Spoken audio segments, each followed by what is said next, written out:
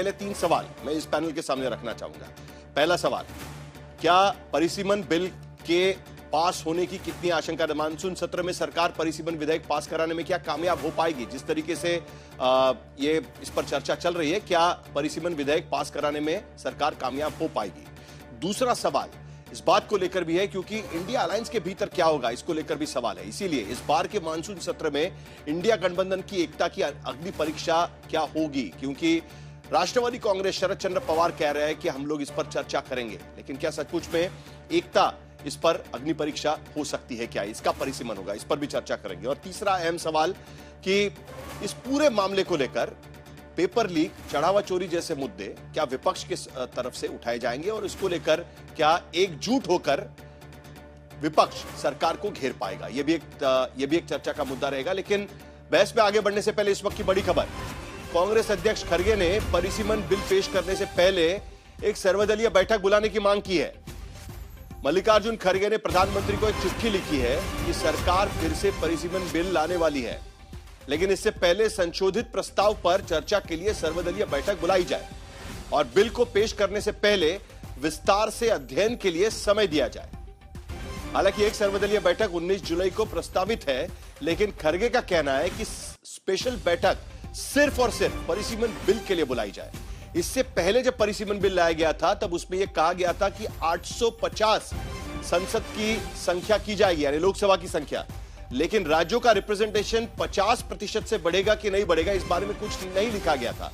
अब कुछ दल, खास करके डीएमके और एनसीपी एसपी इस बात की मांग कर रहे हैं। तो जो प्रस्ताव बदल किए गए हैं, क्या यह बदलाव वाला बिल चर्चा में लाया जाएगा? और यह बिल अगर लाने वाली है तो उसके लिए संशोधित प्रस्ताव पर चर्चा होनी चाहिए। कांग्रेस पार्टी की यह भूमिका है। अतुल लंडे पाटिल, इस पूरे मामले को लेकर मल्लिकार्जुन खड़गे की यह चिट्ठी, क्या आपको शक है कि जो डीएमके या फिर एनसीपी एसपी मांग कर रही है उस तरीके से प्रस्तावित बिल लाया जाएगा बदलाव करके और इंडिया अलायंस में ही परिसीमन हो जाएगा, और इसीलिए आप चाहते हैं कि पहले इस पर सर्वदलीय बैठक बुला के चर्चा की जाए?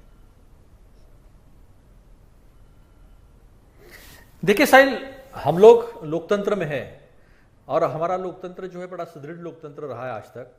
तो फिर सर्वदलीय बैठक कर चर्चा करने में तकलीफ क्या है?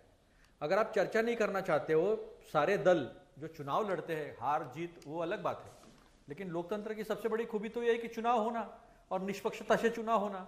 चुनाव तो निष्पक्षता से होते नहीं है, लेकिन इतना बड़ा बदलाव जो पूरे राष्ट्र को हिलाकर रख देगा, रिप्रेजेंटेशन तय होगा, जिसका बेसिस पॉपुलेशन होगा, क्या जनसंख्या के आधार पर होगा, किस आधार पर होगा, किन राज्यों को क्या नुकसान हो सकता है, किन राज्यों को फायदा पहुंचेगा या पहुंचाया जा रहा है, इतनी सारी चर्चा अगर हो जाती है और देश के हित में अगर एक कंकरेंस हो जाता है, सबका मेल बढ़ जाता है, तो तकलीफ क्या है?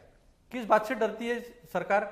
विपक्षी दलों से बात करने, सर्वदलीय बैठक लेकर बात करने से सरकार हिचकिचाती क्यों है? यहीं पर कहीं ना कहीं डाउट होता है कि कुछ न कुछ जो है दाल में काला है, और कुछ न कुछ जो है, जो कहा डीएमके ने तो ये बिल को जलाया है। दक्षिणी राज्यों का कोई भी नेता इस बिल को मानेगा ऐसी परिस्थितियां तो नहीं है, क्योंकि ये तो सजा होगी कि हमने अच्छा स्वास्थ्य की सुविधाएं दी, हमने जनसंख्या नियंत्रण किया। हमारा एक ग्लेरिंग फैक्ट मैं आपको बताना चाहूंगा इस माध्यम से कि जो पर कैपिटा इनकम है वो छोड़ दो, हम तो 142 नंबर पे, लेकिन केरला का, तमिलनाडु का ये 6500 के आसपास है पर कैपिटा इनकम, और उत्तर प्रदेश का 1400 है। तो क्या इसकी सजा दोगे कि उन्होंने जनसंख्या कंट्रोल की है, नियंत्रित की है? इसकी सजा दोगे कि उन्होंने तरक्की की है? इसकी सजा दोगे कि वहां पर ज्यादा इनकम है इसलिए उनका प्रतिनिधित्व, उनका रिप्रेजेंटेशन संसद में कम कर दोगे? तो ये बात गलत होगी। अगर बात यही सही होगी कि पर्याप्त समय सब प्रेम शुक्ला जी के पास ये सवाल ले जाने से पहले तो लंडे पाटिल जरा एक बात साफ कर दीजिएगा, कांग्रेस पार्टी का विरोध किस बात को लेकर है? कांग्रेस पार्टी का विरोध किस बात को लेकर है? क्योंकि सरकार उस वक्त भी तैयार थी। मुझे याद है कि अमित शाह जब सदन में भाषण कर रहे थे तब उन्होंने कहा कि अभी हम बदलाव करके लेके आते हैं। जो 50% में कहां लिखा है, आप पूछ रहे थे, हम डालकर लेकर आते हैं, 50% बढ़ा देंगे। अगर 50% वाला मामला उसमें इंक्लूड किया जाएगा तो क्या कांग्रेस पार्टी इसके लिए तैयार होगी? देखिए, एक बदलाव कर दिया आपने, बाकी वेरिएबल्स जो है उसमें क्या बदलाव होगा, क्या बदलाव नहीं होगा, तो लीडरशिप तय करेगी। इंडिया अलायंस की सारी लीडरशिप कांग्रेस के साथ बैठेगी और तय करेगी। लेकिन अभी जो प्रेजेंट बिल है, उस बिल को जिस तरह से लाया गया है और जिस तरह से पारित करने की कोशिश की गई है, तो आप पार्लियामेंट में बात करते हो तो सर्वदलीय बैठक बुलाकर बात करने में तकलीफ क्या है? क्या दिक्कत क्या है? किस बात का डर है? और दिक्कत किस बात की है?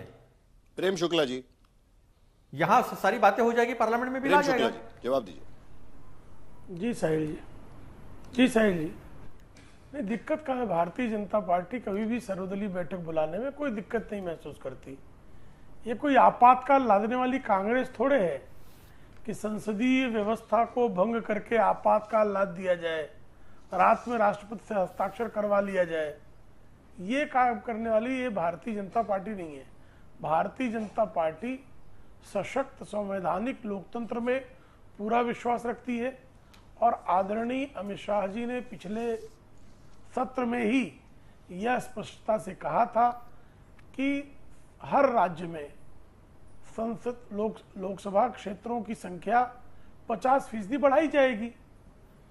और आदरणीय नरेंद्र मोदी जी भी, प्रधानमंत्री जी भी यही बात कहते रहे। तो अगर हर राज्य में 50% निर्वाचन क्षेत्रों की संख्या बढ़ रही है तो इसमें किसी राज्य पर अन्याय होने का प्रश्न ही नहीं पैदा होता।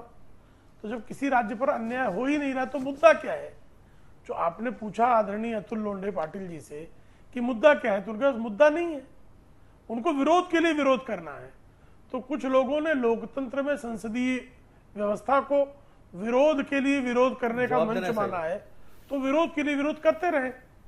आदरणीय नरेंद्र मोदी जी ने स्पष्टता से कहा है कि हम महिला आरक्षण विधेयक और परिसीमन विधेयक दोनों दोनों को जो है पारित करवाना, ये हमारा संकल्प है और उस संकल्प को हम पूरा करेंगे।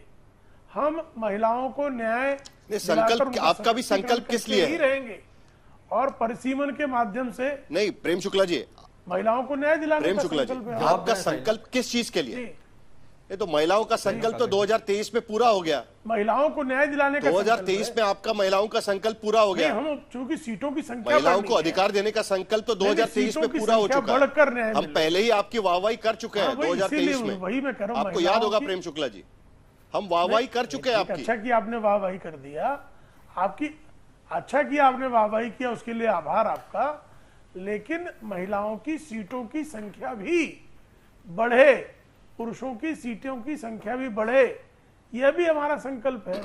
तो सीटों की संख्या जो है, दो चीजें आज जो प्रेस कॉन्फ्रेंस हुई है, जयराम रमेश इस बारे में ये बात कहने की कोशिश कर रहे हैं। कांग्रेस पार्टी की जो प्रेस कॉन्फ्रेंस हुई है उसमें जयराम रमेश की तरफ से दो चीजें कही गई। एक, उन्होंने कहा कि एक खतरनाक परिसीमन बिल लाया जा रहा है। खतरनाक शब्द का इस्तेमाल मैंने प्रेस कॉन्फ्रेंस सुनी है। खतरनाक, कैसे कुछ लोगों को तोड़कर, संविधान का अपमान कर, चालाकी से 360 का आंकड़ा हासिल करने की कोशिश की जा रही है। कहने का मतलब उनका यह है, आपकी सहयोगी सुशीबेन शाह की पार्टी 6 लोगों को तोड़ लेती है, बाकी जो एनसीपी एसपी के लोग हैं उनकी भूमिका अब क्या है वो संदेह के घेरे में आ गई है कहीं ना कहीं। तो कुटिल नीति से, चालाकी से 2/3 बहुमत हासिल करने की कोशिश हो रही है, आरोप लगाया जा रहा है कांग्रेस पार्टी की तरफ से। मुझे जवाब देना साहिल। नहीं साहिल जी कृपा करके मुझे बताइए। पहले प्रेम शुक्ला जी। साहिल जी कृपा करके मुझे बताइए। प्रेम शुक्ला जी, साहिल जी मुझे कृपा करके बताइएगा कि श्रीमान नरसिंह राव ने जो है, अगर उनके खिलाफ अविश्वास प्रस्ताव लाया गया, उन्होंने अविश्वास प्रस्ताव को अन्य दलों का समर्थन लेकर उसको परास्त किया, तो कुटिल नीति थी उनकी, संसदीय लोकतंत्र की हत्या थी। परमाणु परीक्षण पर जो है, परमाणु समझौते पर, परमाणु समझौते हत्या थी। मैं कह रहा हूं 2008 में आपने मुझे सवाल पूछा, मैं जवाब दे रहा हूं। हत्या थी। कैसे हत्या थी? जेएमएम घूस कांड को लेकर जिस तरीके से मीडिया ने नरसिंह राव सरकार को सवाल पूछे थे, आप सही कह रहे हैं। रिश्वत कांड तो हत्या है। हत्या थी।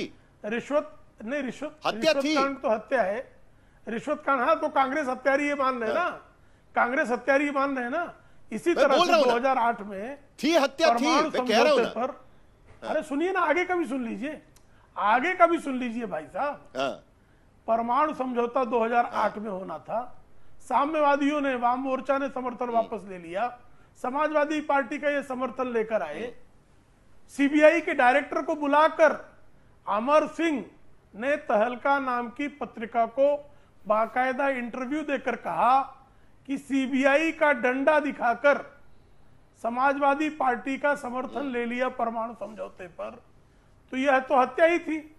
तो इस तरह की हत्याएं करने का अधिकार कांग्रेस को अतुल रहा लोंढे है, पाटिल। लेकिन भारतीय जनता पार्टी बिल्कुल हत्या नहीं करेगी। पुराने इतिहास की किताब भारतीय लेकर जनता बैठे हुए हैं पार्टी प्रेम शुक्ला संवैधानिक जी। लोकतंत्र दोपहर के का सामना में वो जब प्रावधानों लिखते का थे, आदर करते वो हुए पुराने करेगी। इतिहास मैं की पूरा पूरी इतिहास किताब बोलता लेकर वो बैठे हुए हैं और एक एक पन्ना खोलकर आपको दिखा रहे हैं। जरा आप मुझे बता दीजिएगा जयराम रमेश के आरोप क्या थे आज के, स्पेसिफिक आरोप बताइएगा ताकि हम आगे बढ़ा सके चर्चा।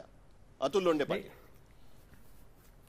नहीं, पहले सबसे पहले बात तो जो भ्रमित किया जा रहा है कि महिला आरक्षण नहीं है, तो महिला आरक्षण बिल पारित हो चुका है, एकमत से सर्वमत से पारित हो चुका है और 545 में आप 181 महिलाओं को दे दो, इसके लिए पूरा पूरा समर्थन जो है वो कांग्रेस का है। तो ये भ्रमित करने और झूठ बोलने का काम आप छोड़ दो।